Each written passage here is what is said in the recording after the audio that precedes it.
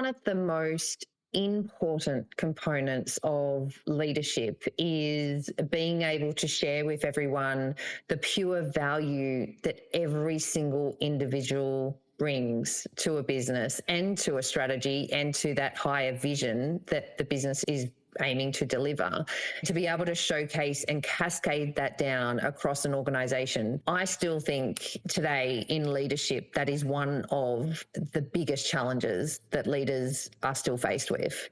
Oh, absolutely. I faced it each and every time. I walk into an organisation as a consultant that dabbles in strategy. I've been involved in developing strategy in government and commercial organisations. And one of those was a service provider to two large energy distributors in Queensland. Brought in to manage the strategy and architecture team, a team of 22 people in the current structure. They'd had 8 separate managers until me, and they had never achieved their KPIs.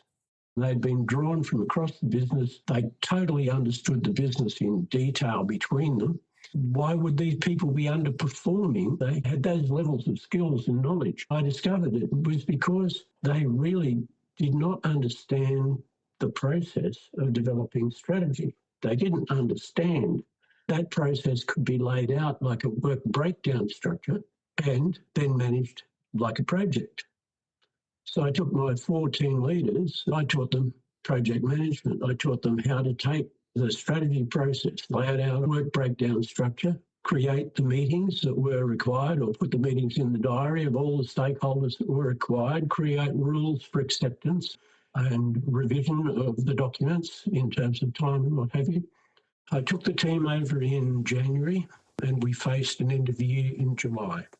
The target for the year was 12 major pieces of strategy signed off by all 3 boards, with the knowledge of how to run a project, being able to ensure that there was a time frame, resources were known, and each of those resources knew what they needed to do to contribute to the outcomes.